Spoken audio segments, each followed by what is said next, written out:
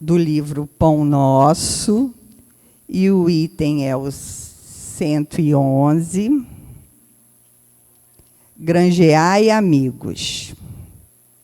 Também vos digo, granjeai amigos com as riquezas da injustiça. Jesus, Lucas 16, 9.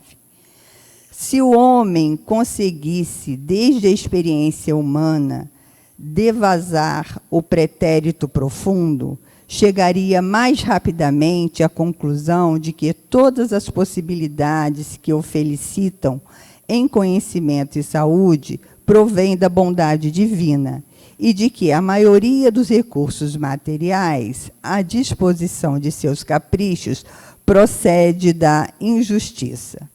Não nos cabe particularizar e, sim, deduzir que as concepções do direito humano se originaram da influência divina, porque, quanto a nós outros, somos compelidos a reconhecer nossa vagarosa evolução individual do egoísmo feroz para o amor universalista, da iniquidade para a justiça real. Bastará recordar, nesse sentido, que quase todos os estados terrestres se levantaram há séculos sobre conquistas cruéis. Com execuções, os homens têm sido servos dissipadores que, no momento do ajuste, não se mostram à altura da mordomia. Eis porque Jesus nos legou a parábola do empregado infiel, convidando-nos à fraternidade sincera para que, através dela, encontremos o caminho da reabilitação. O mestre aconselhou-nos a granjear amigos, isto é, a dilatar o círculo de simpatias em que nos sintamos cada vez mais intensamente amparados pelo espírito de cooperação e pelos valores intercessórios. Se o nosso passado espiritual é sombrio e doloroso, busquemos simplificá-lo, adquirindo dedicações verdadeiras que nos auxiliem através da subida áspera da redenção. Se não temos hoje determinadas ligações com as riquezas da injustiça, tivemo-las ontem, e faz-se imprescindível aproveitar o tempo para o nosso reajustamento individual perante a justiça divina.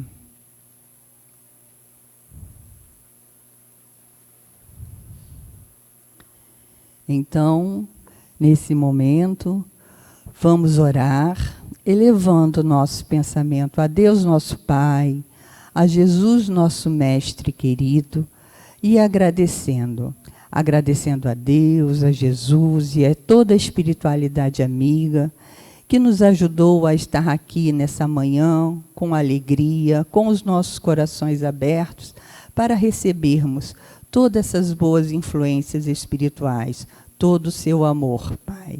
Que possamos ter uma manhã onde que tenhamos bons aprendizados e que saiamos daqui cheios de luz, paz, mais confiantes e com muita alegria em nossos corações. Que a sua paz e o seu amor permaneça conosco, hoje e sempre. Que assim seja, graças a Deus. Então, hoje nós temos aqui na casa o nosso irmão Caio Marques, lá do Centro Espírita Gregório Estevão, né? E é com muito carinho que nós recebemos ele hoje. Seja bem-vindo, né? A primeira vez que ele está aqui, que ele retorne mais vezes, já convidando para que retorne mais vezes à nossa casa, né? Com muita alegria que nós recebemos você. E hoje ele vai falar sobre caridade material e a caridade moral. É o Evangelho segundo o Espiritismo, está no capítulo 13, itens 9 e 10. Que você se... Oi, e receba todas as boas influências aqui da casa. Que assim seja. Alô? Aí, muito obrigado, irmã. Deixa eu levantar aqui. Bom dia a todos, todos me escutam bem? Antes da gente entrar no tema propriamente dito, eu sempre que vou a uma palestra pública gosto de fazer um pequeno resumo antes do livro que a gente está tratando. Porque, como o próprio nome diz, né, reunião pública, palestra pública, é aberta ao público. Então vai ter aquele que tem anos de casa espírita aqui dentro e aquele que nunca esteve numa casa espírita antes. Então, a gente está falando sobre o Evangelho segundo o Espiritismo, livro da codificação de Kardec, que vai tratar sobre as lições morais trazidas pelo Cristo. E eu gosto sempre de falar que cada capítulo do Evangelho segundo o Espiritismo, ele é dividido em 3 partes. A primeira parte do capítulo é a lição, a mensagem do Evangelho. A segunda parte, Kardec, com o auxílio da espiritualidade, vai desenvolver aquele tema. E, na terceira parte, virão instruções dos espíritos, mensagens recebidas falando sobre aquele tema. Nosso tema de hoje se enquadra nessa terceira parte.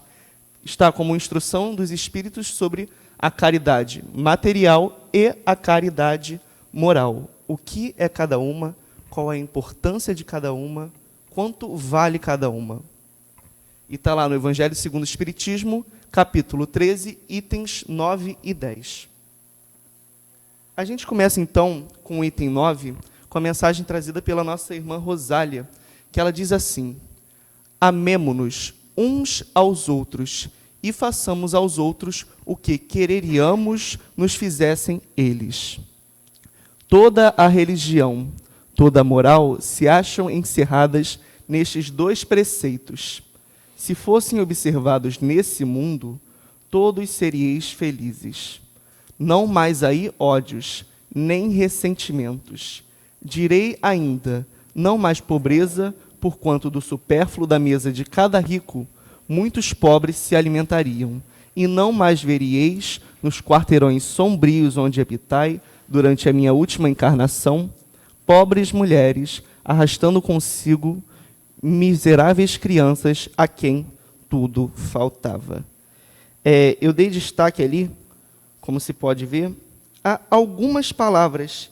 Eu gostaria da gente começar e destrinchando esse início da mensagem, porque esse primeiro parágrafo que a nossa irmã Rosália traz para a gente, ele vai resumir quase tudo que ela vai falar na mensagem dela. Aqui já tem os pontos, ela já está plantando a semente de todo o assunto que ela vai abordar e que depois vai ser abordado na segunda mensagem das instruções sobre a caridade material e a caridade moral. E aí, o primeiro ponto que eu quero trazer é, logo, a primeira sentença dela, né? E aí a gente vai falar agora sobre a importância do amor, divergências e supérfluo e necessário. A primeira frase que ela traz é: amemo-nos uns aos outros e façamos aos outros o que quereríamos nos fizessem eles. Uma frase bem cristã, né? E a gente pode trazer 2 colocações do próprio Cristo, né, relativas a isso. O que eu diria que é o primeiro mandamento de Cristo e o segundo mandamento de Cristo. O primeiro: amarás o Senhor teu Deus de todo o teu coração e de toda a tua alma e de todo o teu pensamento. Jesus traz essa fala, né, lá no Evangelho de Mateus, capítulo 22, versículo 37. E aí, enquanto eu estava preparando a palestra, eu estava pensando, amar a Deus acima de todas as coisas. A gente escuta isso há tanto tempo. Alguém já parou para explicar o porquê? O verdadeiro porquê disso? O verdadeiro não, né? A gente seria muito presunçoso em querer falar que é o absoluto. Mas vamos tentar destrinchar isso, a necessidade de amar a Deus. Amar a Deus em forma de gratidão? Com certeza. Afinal, a gente sabe que Ele é o Criador de tudo e de todos. Ele nos concede a vida, Ele nos concede a oportunidade de sermos felizes, de progredirmos.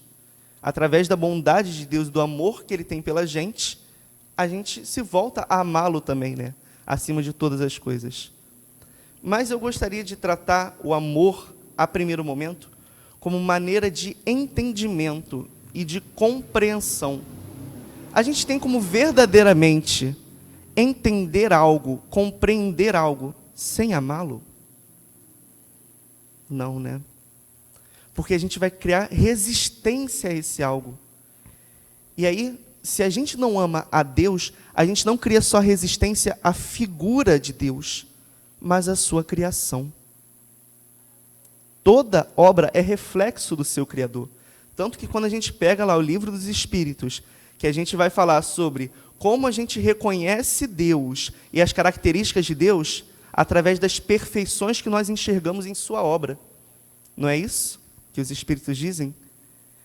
Então, se a gente quer conseguir ter esse contato real com a obra, com a criação, aproveitá-la ao máximo possível, é impossível sem amá-la, e é impossível amá-la sem amar a Deus. Esse amor também nos permite ter a ciência da unidade providencial de Deus, que é o quê? Existe um plano junto com Ele para cada um de nós. Ah, é um plano que eu vou conhecer? Não. Mas Ele tem ciência do que cada um de nós passamos e do que cada um de nós iremos passar. Então, se a gente tem essa fé de que existe um sentido para as coisas, essa fé está baseada no amor a Deus. E é necessário que esteja para a gente caminhar. E aí, o segundo mandamento, amarás o teu próximo como a ti mesmo, está lá no Evangelho de Mateus, capítulo 22, versículo 39. A pergunta que eu sempre gosto de fazer: quem é o próximo? É o do lado? Todos, né? Todos são próximos.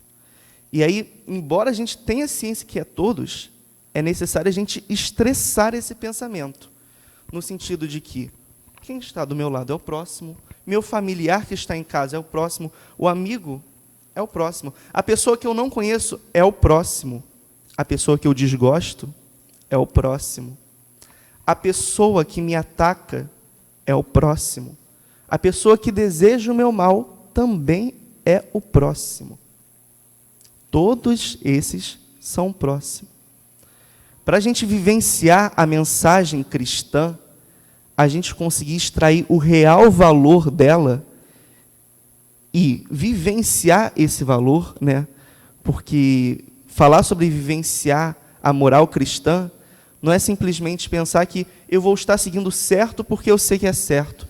Não, é ter paz de espírito, é ter tranquilidade no coração, né?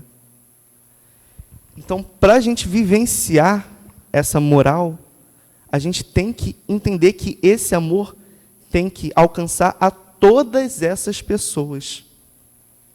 Porque a gente tem que os enxergar enquanto iguais, né? A gente faz a colocação de que, mas essa pessoa é tão embrutecida ainda, ela ainda traz aspectos tão ruins, comete atos tão vorazes. E quem disse que ontem não era a gente fazendo isso também? Graças a Deus, a gente vem com a bênção do esquecimento, né? Mas nós, na última vida, até podemos ter agido de igual forma, ou pior. Nós não somos felizes por ter tido a oportunidade de ter essa mudança, então que a gente possa prover, através do amor, a oportunidade desse irmão também ter sua mudança, também ter o seu despertar. E aí, dois pontos que a gente sempre vai trabalhar dentro do Espiritismo, que é humildade, né? Saber se entender como alguém igual, não como alguém superior, e a empatia, saber se colocar no lugar, porque por muitas vezes estivemos e por muitas vezes ainda estaremos, né? Nessa posição de sofrimento. Próximo ponto que eu quero abordar. Eu trouxe de volta o texto, mas eu só vou dar ênfase a uma frase. Se fossem observados nesse mundo, né, essas leis de amor, todos seríeis felizes, não mais aí ódios nem ressentimentos. Essa palavra que eu quero tratar agora. Essa palavra ela vai variar de tradução para tradução do Evangelho segundo o Espiritismo. Do Salvador Gentili vai ser divergências. E aí eu achei interessante que na do Guilherme Ribeiro vai ser ressentimentos, né? A gente pode pegar lá, às vezes, e ler divergências. Então, significa que quando a gente estiver todos se amando, não vai haver mais pensamentos discordantes? Vai haver ainda. Continua, de igual forma. Só que esses pensamentos discordantes, eles não vão estar mais impregnados com orgulho, né? Com esse ressentimento. E aí é falar sobre a importância da divergência. Eu sempre converso muito isso com os meus pais, que é o que é a verdade, né? O que a gente está tentando alcançar. Vamos tentar filosofar em cima disso, vamos tentar pegar o mais abstrato possível. A verdade, para ser verdade, ela tem que ser algo absoluto, né? Invariável. Qual é a única coisa que a gente conhece que é absoluta? Segundo o Espiritismo, Deus. Então a verdade reside com Deus. A criação de Deus, ela é mutável, ela se transforma a todo momento. Então, é difícil para a gente, enquanto encarnados e enquanto espíritos, palpar uma verdade absoluta. O que a gente tem são verdades aproximadas à verdade divina. E quanto mais a gente vai se depurando, quanto mais a gente vai evoluindo, mais próximo a gente chega dessa verdade. Só que ainda assim é necessária a discordância para que diferentes pontos de vista consigam cada um ceder o seu melhor para a gente ir cada vez mais evoluindo e cada vez mais chegando perto dessa verdade. Então, a divergência é necessária, mas aí é o ponto, sem o orgulho. É o escutar a opinião dos outros. A gente tem esse costume, né? De escutar o outro falando algo que a gente discorda e na nossa mente já fica, tá errado, tá errado, tá errado, tá errado. E por vezes a gente sai cortando a pessoa falando, ah, não, mas eu acho tal coisa. Tudo bem, mas o irmão está se abrindo. A gente precisa mesmo declarar o que a gente acha antes do irmão terminar?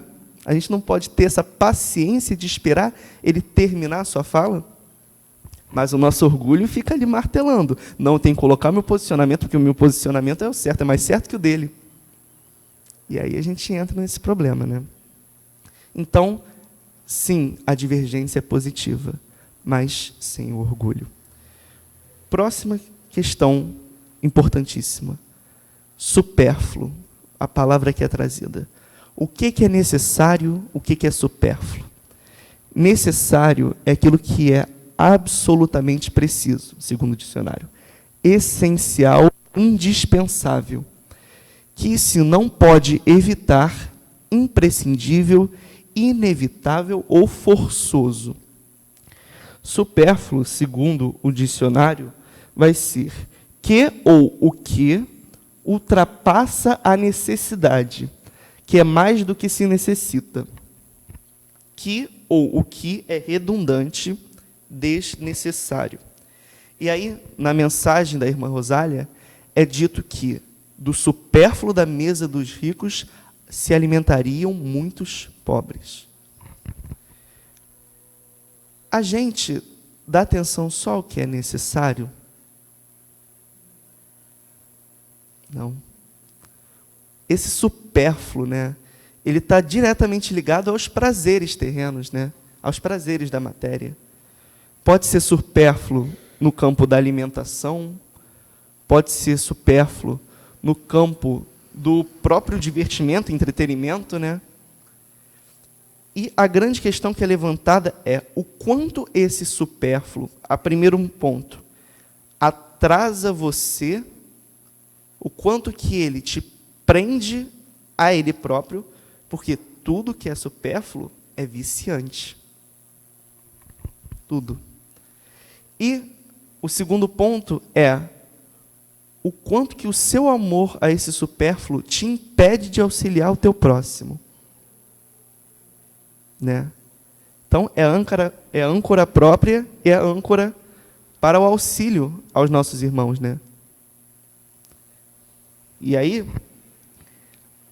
a gente fala o quanto a gente ainda cultua esse supérfluo. Né? tem uma passagem, me veio até à mente enquanto eu estava aqui ainda escrevendo no celular, que é a passagem do nem só de pão vive o homem, né? Mas também da palavra. Nem só de pão vive o homem, mas também da palavra. Só que a gente tem que ter atenção ao que é essa palavra, né? E aí, ok, a gente está falando de um cenário de dificuldade, né? Quando a gente diz nem só de pão.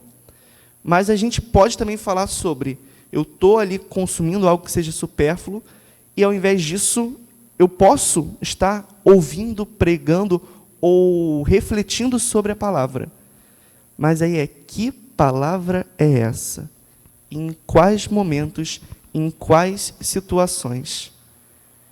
Porque muitas vezes a gente aborda o nem só de pão vive o homem, como também da palavra, como se fosse uma bronca, né? Como se fosse um chamamento, necessariamente. Mas essa palavra não é necessariamente uma palavra de ordenação, não é uma palavra de regra. As regras são importantes, a ordenação é importante, entender como as coisas se organizam, qual é a consequência de nossos atos, é importantíssimo. Mas e a palavra de conforto? E a palavra de amor? E a palavra que vai dar forças para aquele irmão que está caído, de se levantar e aí sim entender por onde eu posso seguir agora. Ela é de igual valia, né? Quando a gente fala de espiritismo, a gente fala de uma doutrina, eu gosto de dizer que ela tem 3 aspectos principais. Ela tem o aspecto de elucidar, né, trazer essa ciência sobre as coisas e suas consequências. Ela tem o aspecto de consolação, né, que é importantíssimo. E eu sempre falo que ela tem o aspecto de instrumentalização. Ela nos torna instrumentos colaboradores do Cristo. Colaboradores daquela mensagem. Não é, eu não consigo, eu não posso. Não, nós conseguimos e nós podemos. Talvez nós ainda não queremos. Mas todos teremos nosso momento também de despertar. Quanto mais cedo, melhor. Mas todos teremos também. Precisamos sempre respeitar o tempo do outro. Não é chegar agredindo o outro porque ele ainda não se sente no momento. Não, irmão. Você vai continuar sendo confortado, você vai continuar sendo amado para que um dia você se sinta pronto. Essa é uma postura importantíssima também, né? Vou dar uma aceleradinha. Agora eu queria falar um pouco sobre o valor da matéria, privações e caridade material. Continuando a mensagem da nossa irmã Rosália. Ricos, pensai nisto um pouco. Auxiliai os infelizes o melhor que puderdes. Dai para que Deus um dia vos retribua o bem que houverdes feito, para que tenhais, ao sairdes do vosso invólucro terreno, um cortejo de espíritos agradecidos a receber-vos no limiar de um mundo mais ditoso. Se pudesseis saber da alegria que experimentei ao encontrar no além aqueles a quem, na minha última existência, me fora dado servir. Palavras que se destacam, né? Que é interessante, o melhor que puderdes, esse limiar de um mundo mais ditoso e servir. A gente vai chegar lá, a gente vai falar disso. Mas, para a gente falar de caridade material, a gente tem que falar sobre a importância da matéria e da materialidade. A gente diz que o espiritismo é uma doutrina espiritualista. Sim. A gente diz que o espiritualismo é um contraponto ao materialismo. Sim. A gente diz que o espiritualismo diz que não é importante a matéria? Não. Aí é o ponto de discordância e de divergência. A matéria, ela tem a sua importância. Se a espiritualidade permitir, que a gente possa empregar até um novo termo, de que o espiritualismo não é o oposto ao materialismo, mas sim ao materialismo existencial. O que seria isso, né? Essa palavrinha. É a crença de que o princípio de todas as coisas reside na matéria. E de que ela é a única coisa que há. Isso sim, o espiritualismo é contraponto. Porque o espiritualismo vem trazer a compreensão de que a matéria existe, é claro, a matéria tem seu valor, é importante, mas o princípio existencial de todas as coisas está fora da matéria. E existe algo para além da matéria, tanto antes da encarnação quanto após a encarnação. Né?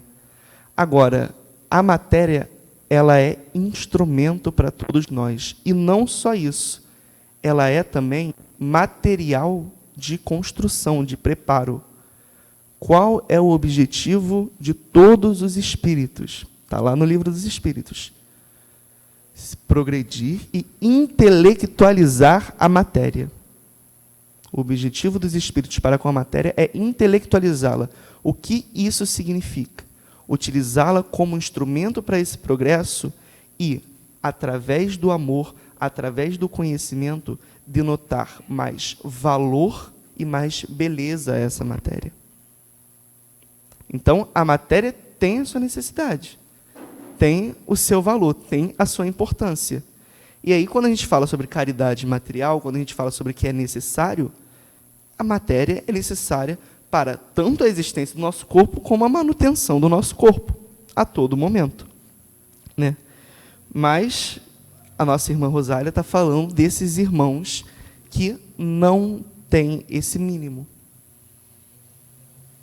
E esse mínimo, muitas vezes, não é só no sentido de não tem um prato de comida, não tem um abrigo, mas quantos não têm um mínimo também, agora para o ponto espiritual, amor daqueles que estão ali em volta, encarnados.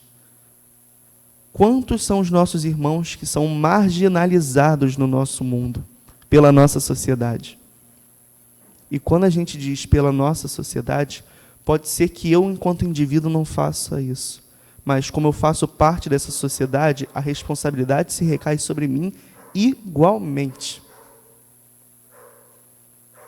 A gente não tem que... A responsabilidade, quando a gente fala dela, ela não é culpa. A culpa, ela vai te ferir, a culpa ela é uma questão direta, mas a responsabilidade é igual para todos. Porque se Jesus fala que todos nós temos esse dever de amar ao próximo, de ajudar ao próximo, a responsabilidade está com todos nós. Vide a passagem, né? Os romanos, a caminho da cidade, do posto avançado, encontram Jesus e os discípulos, falam, não, vocês terão que carregar as nossas coisas, lei romana. E Jesus carrega até o lugar que era dito sobre a lei, e aí quando chega lá ele continua andando. Tem um estranhamento. Jesus diz, não, eu sei que a lei só manda eu carregar até aqui, mas ainda falta 1 quilômetro, nós vamos continuar. Mesmo aquilo tendo sido feito para a humilhação dele e dos discípulos. Né? Então, pontos importantíssimos da gente ter em mente. Quando a gente fala sobre mortificações ou privações, a gente está falando sobre, ok, eu sei que o mais importante é o espiritual. Isso significa, então, que eu tenho que me privar de todas as minhas necessidades? Lá no Livro dos Espíritos, no capítulo sobre a lei de conservação, Kardec vai questionar isso. É meritória, de qualquer ponto de vista, a vida de mortificações ascéticas que, desde a mais remota antiguidade, teve praticantes no seio de diversos povos? Então, essa vida voltada à privação do básico, a gente não está falando da privação do que é supérfluo, mas da privação do básico. Os famosos jejuns que se arrastavam por muito tempo, né? Ou várias outras práticas relativas a se provocar dor, num sentido de que assim eu vou alcançar o espiritual. E a espiritualidade responde, procurai saber a quem ela aproveita e tereis a resposta. Se somente serve para quem a pratica e o impede de fazer o bem, é egoísmo, seja qual for o pretexto com que entendam de colori-la. Privar-se a si mesmo e trabalhar para os outros, tal a verdadeira mortificação, segundo a caridade cristã. É interessante a gente ver que os espíritos eles não chegam falando não. Eles dão, né, um ponto. A partir de qual prisma, a partir de qual ponto de vista você está olhando essa mortificação, essa entrega, essa privação. Lembro-me muito, nessa parte, sobre Siddhartha Gautama, conhecido popularmente como Buda, que vai à floresta, né, conta-se a história, meditar, e lá percebe a necessidade de sair desse estado de reclusão para ir auxiliar os outros que estavam em sofrimento, né? É o esperançar, né? Essa palavra que é trazida. É ter a esperança, ter a fé. Mas se eu só acredito, vai se realizar? Não vai. Esperançar, por que desse R no final? R no final das palavras denota verbo. É ação. É agir com esperança. Esperançar. É o que todos nós precisamos. E aí, os espíritos vão falar mais. É se livrar desse egoísmo, dessa busca tão somente para consigo e pensar no outro. É se privar para o auxílio do outro. E aí, a gente fala sobre a caridade material, né? Que é a abnegação de bens materiais visando auxiliar irmãos mais necessitados que, em sua dificuldade, carecem de tais bens que podem ou não serem essenciais. E aí eu coloco mais uma dentro de caridade material, que é a caridade do corpo, ou caridade vital, que é o quê? O desgaste do corpo físico e de sua vitalidade, visando a realização de tarefas em prol do auxílio dos mais necessitados, podendo assim garantir-lhes a assistência necessária. Isso também é caridade. Isso também é a forma de mortificação que Kardec pergunta lá, né? E os espíritos dizem, essa é a válida. Então, estamos falando de um campo de caridade material, aquela relativa aos bens que nós doamos, que nós cedemos, e aí é importante a gente ter em mente que esse ceder, ele não é só relativo àquele que tem aquilo em abundância. Não se restringe a isso. Ainda é uma prática muito distante da nossa situação e da nossa realidade. Sempre que eu falo nossa, estou falando de mim. Mas, por exemplo, eu acompanho muito um rapaz que ele diz que ele passou por tanta necessidade e foi tão ajudado ao longo do seu caminho, que a partir do momento que ele conseguiu um emprego, metade do salário dele era para ele. A outra metade era para quem precisasse, que nem ele precisou antes. Ah, mas era um salário altíssimo? Não. Então, a gente tem que ter noção da necessidade de auxiliar sempre. Ah, mas eu não tenho a capacidade de auxiliar com bens materiais. É compreensível, todos nós temos nossas dificuldades. E com a nossa vitalidade? Será que a gente pode auxiliar? Talvez eu não possa doar um alimento ao centro espírita para fazer a redistribuição no SAPS, mas eu não posso ir lá auxiliar, passar nas casas das pessoas, perguntando se tem algum elemento que pode auxiliar nessa doação, na organização das cestas básicas e tal. Eu não posso doar um pouco do meu tempo nesse sentido? A validade já é impressionante. E aí é a fala que a nossa irmã traz e que Jesus sempre diz, é servir e não ser servido. Aquele que é grande no reino dos céus, né, ele diz, é aquele que serve. Se você quiser ser mais ainda, você vai servir a todo momento. Essa é a mensagem cristã. A gente está aqui para servir. E não é a gente pensar, ter a ideia de que, mas eu vou só servir e não vou receber nada em troca. A gente não pode esperar. Esse é o primeiro ponto. Eu não vou estar fazendo uma caridade material esperando que a pessoa vá me reconhecer, vá me enaltecer. E a gente, enquanto espírita, a gente gosta de ir um pouco além, né, nesses pontos. a gente não deve esperar nem gratidão. Esperar, não. A gratidão é algo correto? Sim. A gratidão é algo bom? Sim. Mas a gratidão não é uma cobrança. A gratidão é um ato de amor. E a gente tem que aprender a internalizar dentro da gente a realização de atos de amor, independente do que a gente vai receber em troca. Quantas histórias a gente tem, né, de Divaldo, de Chico, que chegava lá para fazer aquela doação e era maltratado. Tudo bem, hoje não quer, mas amanhã a fome continuará. Amanhã a necessidade continuará. E é isso que vai me impedir de seguir no caminho cristão? Se a gente tem a nossa fé bem baseada, se a gente tem o amor a Deus e o amor ao próximo, isso não vai ser o que vai nos parar. Aí a gente finalmente entra na caridade moral e a gente vai falar também sobre sacrifício e perdão. Eu gosto de abordar que toda forma de caridade é uma forma de sacrifício.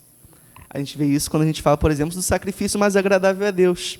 Tem esse capítulo também no Evangelho segundo o Espiritismo. E por quê? Porque você está se abstendo de algo, né, em prol de outra coisa, em prol do outro nesse caso. E aí, vamos falar então da caridade moral.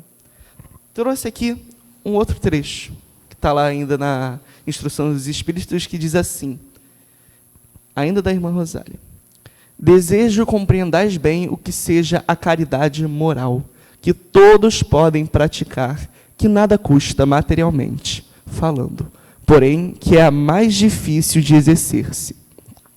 A caridade moral consiste em se suportarem umas às outras as criaturas, e é o que menos fazeis nesse mundo inferior, onde vos achais por agora encarnados. Grande mérito há, crede-me, em um homem saber calar-se, deixando falhe o outro mais tolo do que ele. Vamos ver mais um trechinho? Que vai falar assim: é um gênero de caridade isso, saber ser surdo quando uma palavra zombeteira se escapa de uma boca habituada a escarnecer. Não ver o sorriso de desdém que vos recebem pessoas que muitas vezes erradamente se supõem acima de vós, quando na vida espírita a única real estão, não raro, muito abaixo. Constitui merecimento, não do ponto de vista da humildade, mas do da caridade, porquanto não dar atenção ao mal proceder de outrem é caridade moral. Por que a gente chama tanta atenção a ser surdo mediante a ofensa, a não ver, a ser cego mediante a ofensa e a não dar atenção? O capítulo do assunto a caridade material e a caridade moral é: não saiba a vossa mão direita o que dá a sua mão esquerda, né? E aí a gente pode buscar várias outras passagens que ajudam esse capítulo. A gente pode buscar, nesse caso específico também, a questão de se te agridem, né, em uma face, oferece a outra. E por que a gente fala disso? Não dar o troco na mesma moeda. É disso que a gente está falando aqui.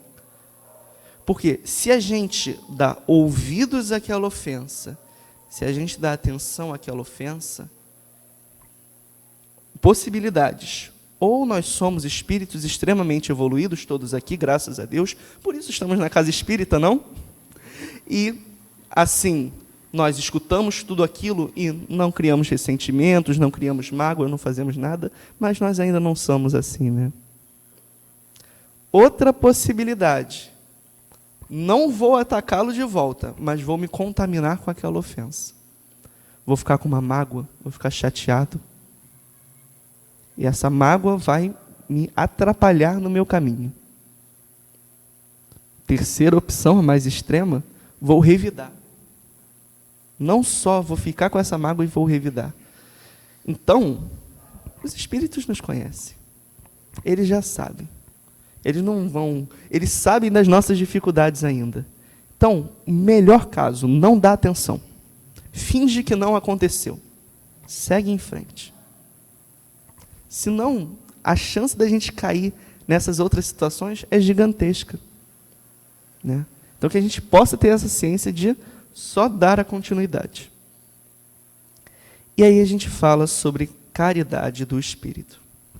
Caridade do Espírito, ou caridade moral, é aquela na qual vencemos nossas más inclinações e nosso orgulho, onde abandonamos nossos posicionamentos falhos e nossas mágoas para seguirmos em frente, trabalhando junto ao Mestre, no auxílio de todos os nossos irmãos.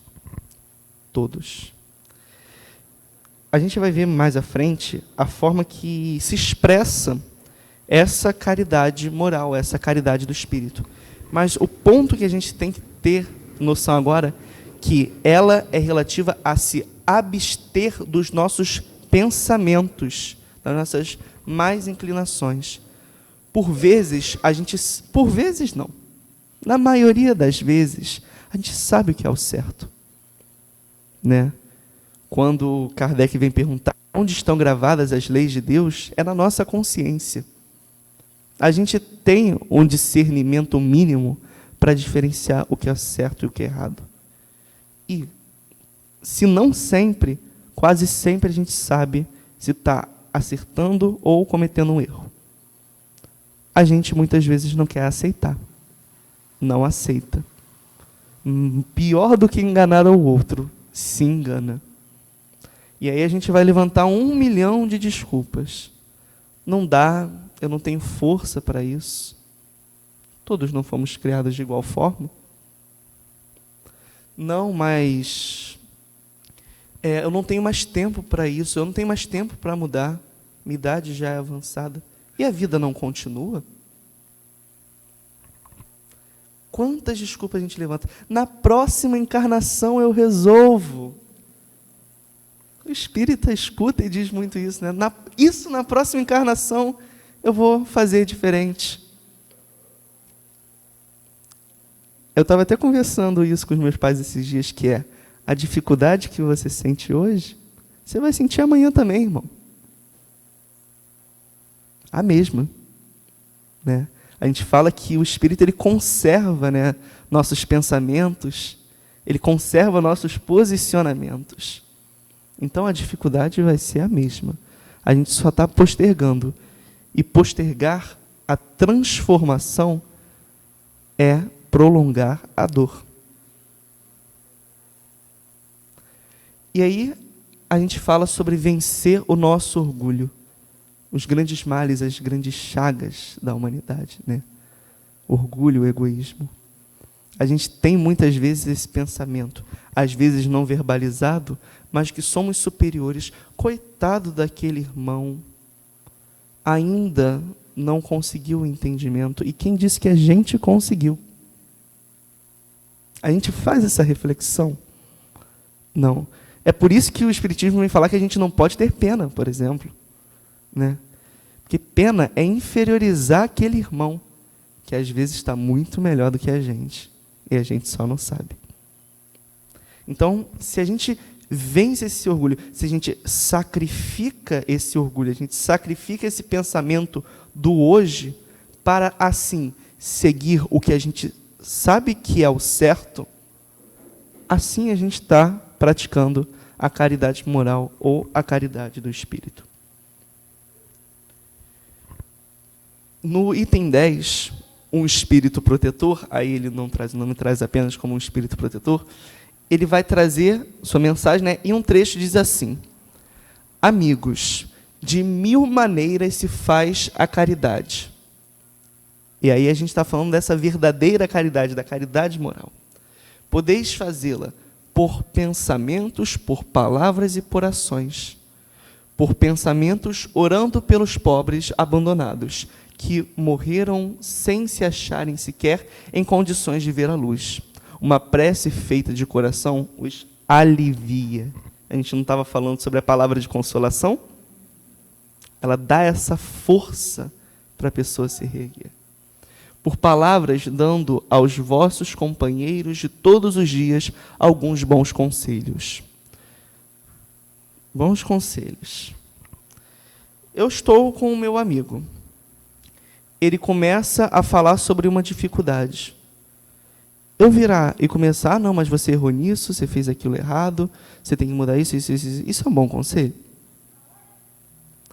É necessário ter o entendimento do erro, mas o apontamento, o julgamento, isso é humilhar o outro. Isso não é ajudar o outro. Não na postura do Cristo. E aí a gente tem que ter a noção de sermos brandos, né? De sermos pacientes, de sermos carinhosos com os nossos irmãos a todo momento. Por palavras, vou voltar um pouquinho, né? Dando aos vossos companheiros de todos os dias bons conselhos, dizendo aos que o desespero, as privações azedaram o ânimo e levaram a blasfemar do nome do Altíssimo. Eu era como sois, sofria, sentia-me desgraçado, mas acreditei no Espiritismo e vede, agora sou feliz. Essa palavra avalia dessa frase final a mensagem da transformação passada. Instruções dos Espíritos é isso. São espíritos que passaram por essas dificuldades e vêm nos relatar, e vêm nos consolar, e vêm nos confortar. A mediunidade, enquanto aparato também de consolação, é nesse ponto. Quantas mensagens nós recebemos de irmãos que dizem, eu estava perdido e eu me encontrei. Então, vem a consolação também nesse sentido, né? Da gente não só acreditar, mas ter o relato daqueles que experimentaram isso. Dando continuidade. Aos velhos que vos disserem, é inútil, estou no fim da minha jornada, morrerei como vivi. A gente estava falando disso, né? Dizei, Deus usa de justiça igual para com todos nós. Lembrai-vos dos obreiros da última hora. Há momento de transformação sempre. Eu vou falar do ainda tempo. Há momento de mudança sempre. Pode ser no último segundo de vida. Um arrependimento, um pensamento diferente, uma transformação de compreensão, muda e salva. E dá um auxílio tremendo para a confusão que pode vir, às vezes, depois do desencarne, né? A gente estava lá em casa vendo esses dias e relendo o Nosso Lar, e aí eu estava comentando, né, sobre a preciosidade do arrependimento que André Luiz sente, que é o ponto de virada, né, para ele ser resgatado. Para ele, não que a espiritualidade amiga, né, o próprio livro descreve isso muito bem, tivesse dificuldade de encontrá-lo, mas ele tinha dificuldade de vê-los. E aí esse momento, esse lapso do arrependimento e da prece que ele realiza, aquilo liberta de 8 anos de sofrimento que ele estava passando naquele estado, né? Então, há tempo sempre. E há necessidade sempre da gente colaborar, da gente pôr a mão na massa. As crianças já viciadas pelas companhias de que se cercaram e que vão pelo mundo, prestes a sucumbir às más tentações, dizei, Deus vos vê, meus caros pequenos, e não vos canseis de lhes repetir essas brandas palavras. Elas acabarão por lhes germinar nas inteligências infantis, e em vez de vagabundos, fareis deles homens. Também isso é caridade.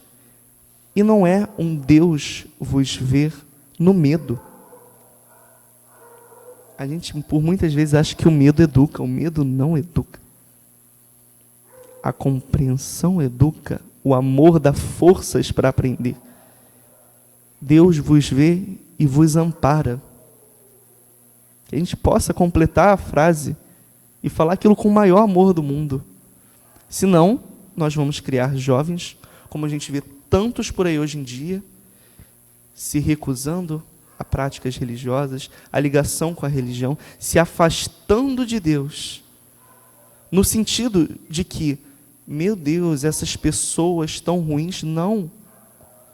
Deus foi apresentado para elas de uma maneira errônea, de uma maneira ruim, como um Deus carrasco, e Ele não é isso. A gente entende Ele pelas suas perfeições, né? E a gente entende Ele como puro amor.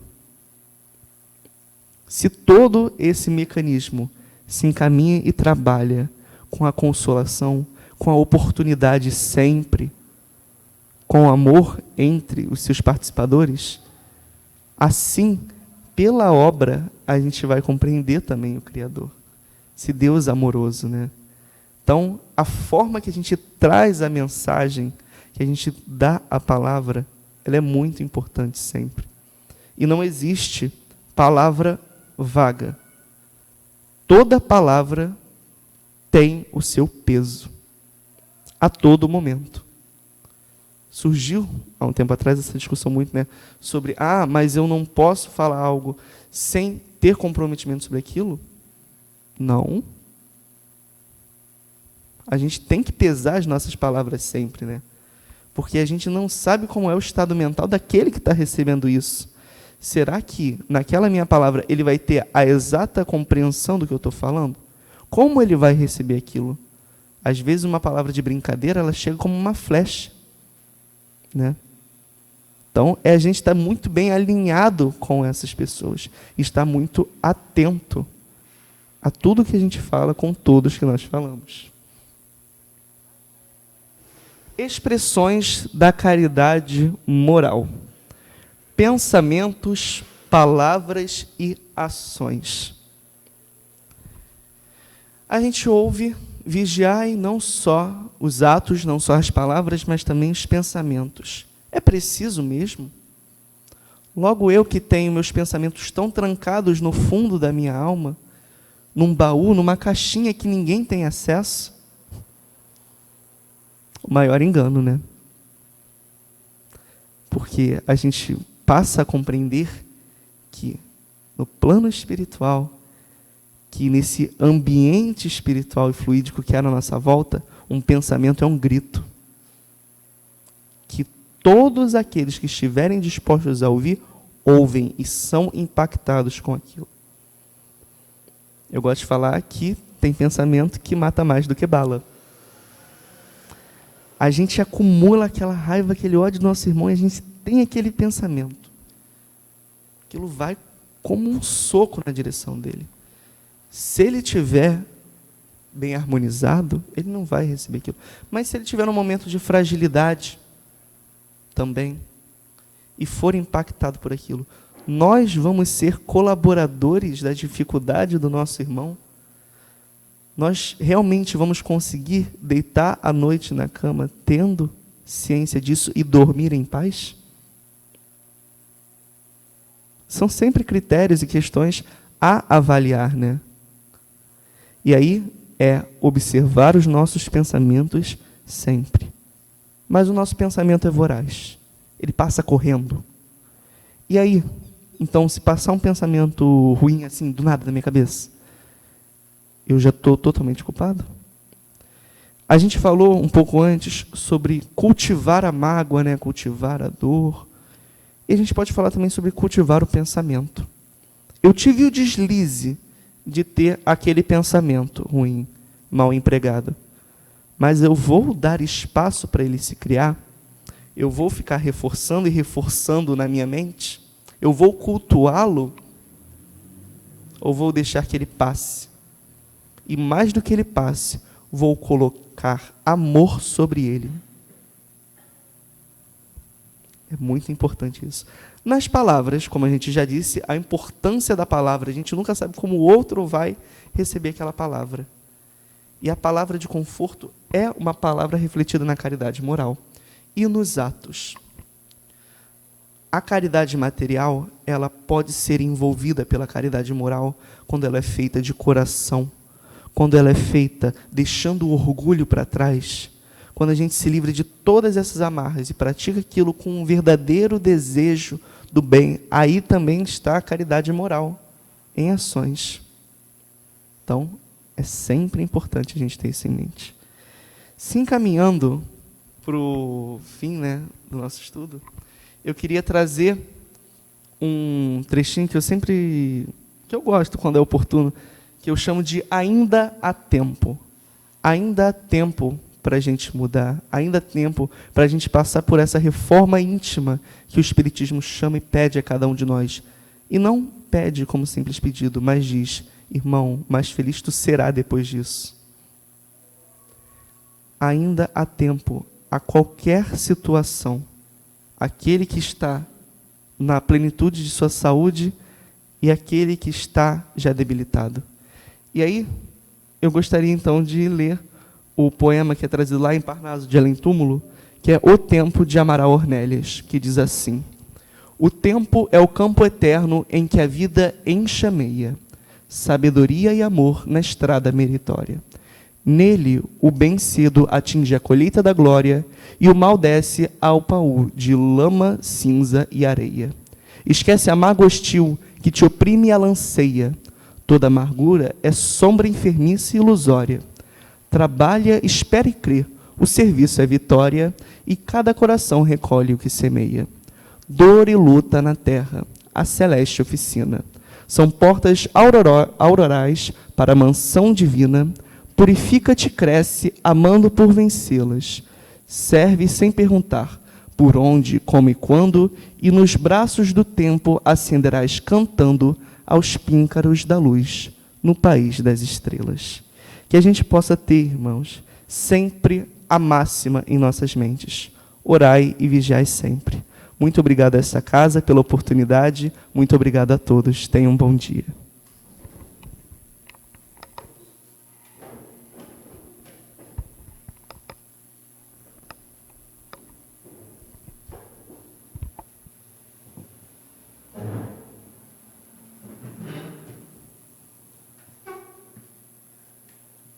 Que te agradecemos, Caio, pelo estudo que você trouxe, pelos pontos aí de reflexão, que são muito importantes para a nossa vida diária. Muito, muito obrigada mesmo.